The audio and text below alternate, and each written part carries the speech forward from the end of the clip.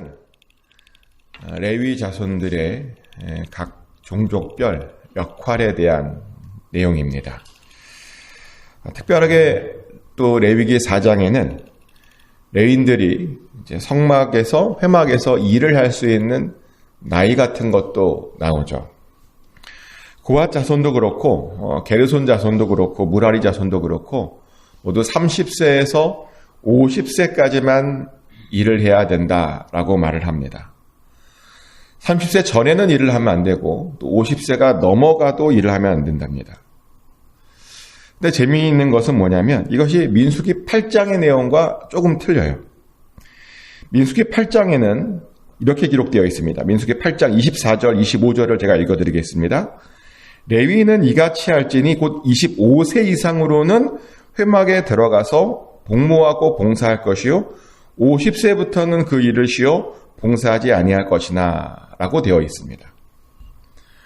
레위기 8장에는 25세부터 일을 하라 라고 되어 있답니다. 그리고 50세에는 일을 쉬어야 된다라는 것이죠.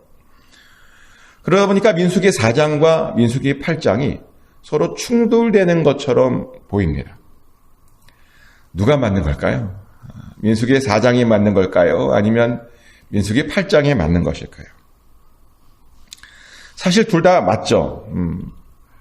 레위인들은 25세가 되면 30세가 되는 그 5년 동안 회막에 들어가서 인턴을 한 겁니다. 일은 하지 않았지만 그 옆에서 어떻게 일을 하는지 그냥 바라봤다는 겁니다. 그러다가 30세가 되면 이제 본격적으로 일을 할 수 있었다는 거죠. 그러니까 25세부터 30세까지는 인턴으로 그냥 보는 역할이었고 30세부터 진짜 일을 하는 제사장이 될 수 있었다는 겁니다. 이것을 통해서 알 수 있는 것은 뭐냐면 레위인들이 얼마나 자신의 후손들을 철저하게 교육시키고 준비시켰는지입니다. 같은 집하니까 누구의 아들이니까 나이가 됐으니까 시킨 것이 아니라요. 철저하게 준비시켰다는 것입니다. 그리고 이것이 맞는 거죠. 하나님의 일을 하려면요. 충분히 준비해야 됩니다. 많이 배워야 됩니다. 그래서 신학교도 있는 거죠. 신학교만 있습니까? 제가 있었던 교단은요. 신학교를 졸업하고 목사가 되려면 4년 동안을 풀타임 전도사로 있어야 됐습니다. 그리고 1년에 2번씩 수련회에 가서요. 합숙하면서 기도하고 예배하고 말씀을 들었고요. 또 성경 109절을 직접 토시 하나 안 틀리고 쓰는 시험도 봐야 했고요. 그렇게 하지 않으면 목사 안수를 받지 못했습니다. 그리고 요즘엔 들어보니까요. 요즘은 일주일 금식까지 한대요. 목사가 되려면 일주일 금식해야 된다. 그런 일도 한대요. 제가 아는 어떤 또 호주의 교단은 이런답니다. 신학교를 졸업하고 목사가 되려면 무조건 세상 일을 2년 해야 된대요.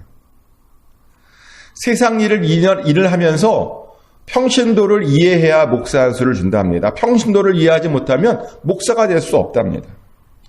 그렇게 어렵게 목사를 만든답니다. 근데 저는 개인적으로 이것이 맞다고 생각하는데요. 왜냐하면 하나님의 일을 아무나에게 막 이렇게 주어서는 안 되기 때문입니다. 이것은요, 영혼을 다루는 일입니다. 영생과 관련된 일입니다. 그렇기 때문에 더 까다롭고, 더 철저하고, 더 완벽하게 검증하고 또 훈련시켜서 만들어야 됩니다. 하지만 어떤 교단은 그냥 아무나 목사를 시키죠. 검증을 하지 않습니다. 신학교만 나오면 그냥 목사 안수를 준답니다. 그러다 보니 점점 목사들의 질이 좀 떨어지는 것은 아닌가. 그래서 안 되죠. 목사가 되려면 영성도 있어야 되고요. 지성도 있어야 되고 연륜도 있어야 되고 경험도 상식도 있어야 됩니다. 그래서 레위인들도요. 그것을 위해서 5년 동안을 그냥 인턴 과정을 통해서 보기만 하게 했던 겁니다. 그리고 30살이 되면 일을 시켰던 것이죠. 그리고 이 30살이라고 하는 나이는 우리 기독교에게 그게 되게 의미 있는 그런 나이이기도 합니다. 예전에 저는 이런 궁금증이 있었습니다. 왜 예수님께서는 하필 30세부터 일을 하셨던 것일까? 그렇잖아요? 예수님께서 30세부터 공생애를 시작하셨죠? 왜 하필 30세였을까요? 그런 질문 해보셨어요? 왜 하필 30세였을까? 그 이유가 오늘 민수기 4장에 나오는 겁니다. 제사장이 몇 살부터 되는 거라고요? 30살부터 되는 거였습니다. 아시다시피 예수님은 우리에게 대제사장으로 오셨습니다. 레위인의 방차를 따라 온 것이 아니라 멜기세덱의 방차를 따라서 우리에게 대제사장으로 오셨습니다. 그래서요 30세부터 사역을 시작할 수밖에 없었던 겁니다. 우리는 여기서 다시 한번 하나님의 원칙주의에 놀라게 됩니다. 예수님께서 대제사장으로 부리는데 전혀 문제가 없게 하시려고 30년 동안을 그냥 평범한 인간으로 살게 하셨다는 것이죠. 하나님께서도요 자신이 내린 그 명령을 지켰다는 겁니다. 하나님의 아들이라고 하나님이니까 어떤 특혜나 예외를 요구하지 않으셨다는 것이죠. 이것도 우리에게 굉장히 중요한 것을 가르쳐 주는데요. 우리는 종종 하나님께 어떤 특권을 요구합니다. 자신만큼은 어떤 예외를 좀 인정해 달라라고 요구합니다. 그래서 어떤 사람을 보면 죄를 저질렀는데 자신은 예외니까 나는 회개하지 않아도 된다라는 이상한 생각을 합니다. 하나님께 기도하지 않고도 복을 받으려고 하는 이상한 생각을 합니다. 참 이상한 생각이죠. 물론 가끔 보면 하나님께서 그렇게 해주시기도 하세요. 기도하지 않았는데도 복을 받는 그런 복도 하나님이 어떤 특별한 사람에게는 주십니다. 이제 막 믿음 생활을 시작해서요. 어떻게 기도할지 모르고 어떻게 하나님께 나아가는지 모르고 하나님이 누구인지 모르는 그런 사람들에게는 하나님이 은혜를 베풀어 주셔서 그렇게 해주실 때도 있습니다. 그런데 알만한 사람들이 그러고 있으면 잘 안 해줍니다. 믿음이 있다고 또 연륜이 있고 하나님을 어느 정도 아는 사람들이 원칙을 안 지키면 하나님께서도 안 해주십니다. 그래서 우리는 믿음이 있을수록 하나님의 명령을 지켜야 됩니다. 신앙의 연륜이 있을수록 더 기도하고 항상 회개하고 그래야 됩니다. 어떻게 해야 복을 받는지 아는 사람들은 그 복 받는 방법대로 살아야 된다는 것입니다. 하나님께서 우리에게 말씀하신 그 원칙대로 살아야 된다는 것이죠. 또한 우리는 오늘 말씀을 통해서 하나님의 또한 디테일을 알게 됩니다. 보니까요, 하나님께서 레위 자손들의 그 종족을 따라서 굉장히 구체적으로 하나하나씩 말씀하셨습니다. 레위에게는 3명의 아들이 있었죠. 게르손, 고핫, 무라리 이렇게 3명의 아들이 있었는데요. 그 3명을 따라서 게르손 족장, 고핫 족장, 무라리 족장 이렇게 3개의 종족으로 나누었습니다. 그리고 각 종족을 따라서 성막을 어떻게 분해하고 어떻게 옮길 것인지를 아주 구체적으로 명령하시죠. 예를 들어서 모세가 속해 있던 고핫 종족은요.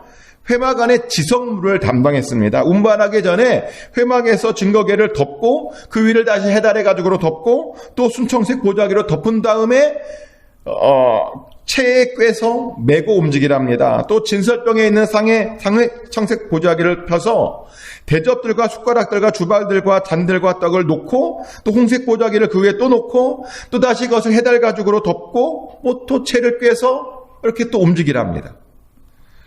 이런 식으로 성소의 중요한 물건들은요, 고핫 자손이 포장해서 체에 꿰서 메고 가라고 했고요.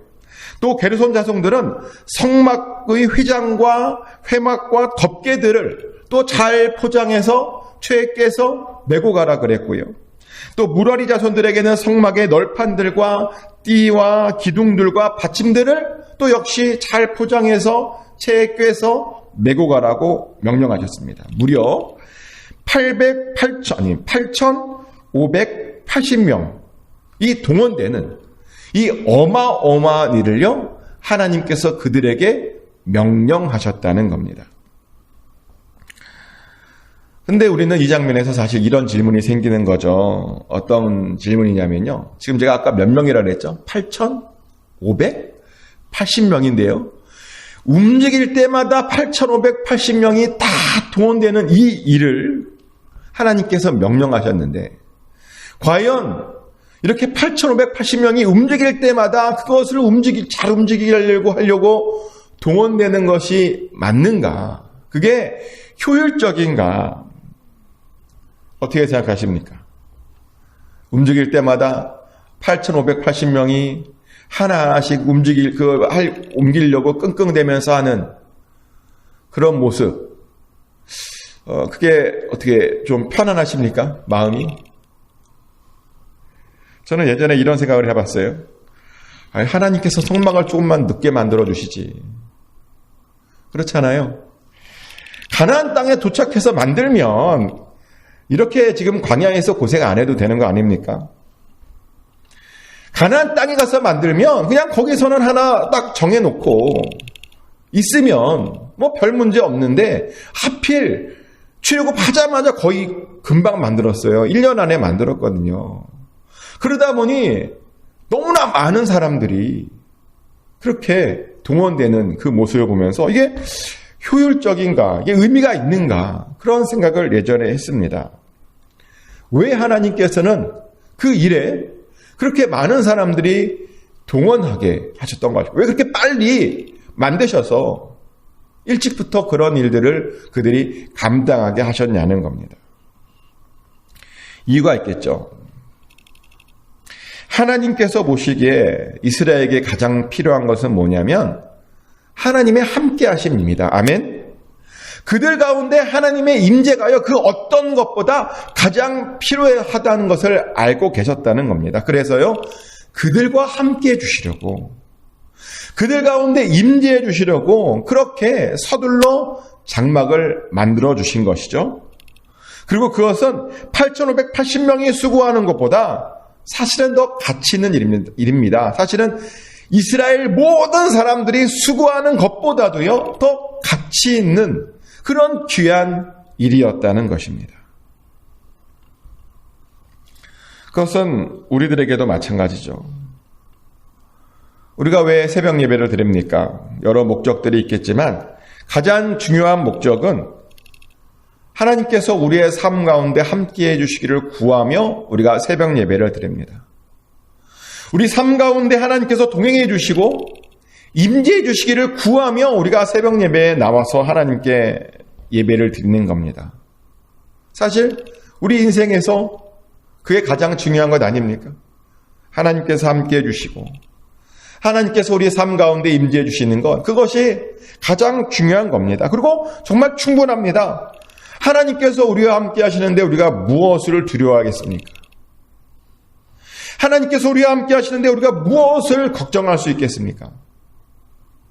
하나님께서 우리와 함께 하시는데 우리가 무슨 질병을 걸렸더라도 그게 걱정이 되겠습니까?